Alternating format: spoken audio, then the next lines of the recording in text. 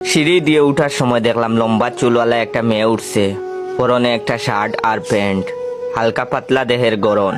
পিছন থেকে দেখতেই ভালোই লাগছে। আশা করেছিলাম একবার ঘুরে তাকাবে না, তাকালো না। বাসায় গিয়ে মাকে জিজ্ঞাসা করলাম, নতুন ভাড়াটিয়া আসছে নাকি মা? মা বললেন, হ্যাঁ, 3 তলায় নতুন ভাড়াটিয়া এসেছে। তাই তো বলি, আমাদের বাড়িতে এ বয়সের মেয়ে আসবে কোথা থেকে? যে কয়টা মেয়ে আছে, ওই পিচ্চি না হলে বিবাহিত বড় আপা। যাক, এতদিনে একজন পাওয়া গেল। সকালে রাস্তায় বের হয়েছি, দেখলাম আমাদের 3 তলার আঙ্কেল এক গাদা বাজার নিয়ে রিক্সা থেকে নামছেন। ভাবলাম এই তো সুযোগ, বাজার তোলার সাহায্য করে বাসায় যাওয়া যাবে। সুযোগে মেয়েটাকেও দেখা হলো, সাথে আঙ্কেলের সাথে একটু ভালো সম্পর্ক হবে। কাছে গিয়ে সালাম দিয়ে জিজ্ঞাসা করলাম, কেমন আছেন আঙ্কেল? তিনি বললেন, আলহামদুলিল্লাহ বাবা, ভালো আছি। তা তুমি সালাম ভাইয়ের ছেলে না? আমি বললাম, জি আঙ্কেল। আমি বাজার ব্যাগ 2টা ওনার হাত থেকে নিলাম। উনি অবশ্য দিতে চাচ্ছিলেন না। অনেক ভারী ব্যাগ, মনে হয় অনেক বাজার করেছেন।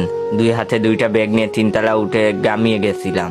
আঙ্কেল বললেন, ভিতরে এসো বাবা, 1 কাপ চা খেয়ে যাও। ভিতরে গিয়ে সোফায় বসলাম। বড় চুলওয়ালিকে দেখতে পাচ্ছি না, কি করছে কে জানে। আন্টি চা নিয়ে এলেন। আন্টি দেখতে বেশ সুন্দরী, মনে হয় মেয়েটাও সুন্দরী হবে। কখন যে দেখবো। ভিতরে উত্তেজনা কাজ করছে। আন্টির সাথে বসে গল্প করছি।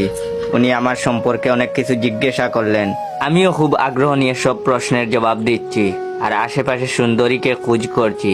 লম্বা চুলওয়ালিকে অবশেষে দেখলাম। হতভম্ব হয়ে চেয়ে আছি। কি যে রাগ লাগছে। আন্টি বলছেন, আমার ছেলে সুহান, ওর একটা ব্যান্ড দল আছে।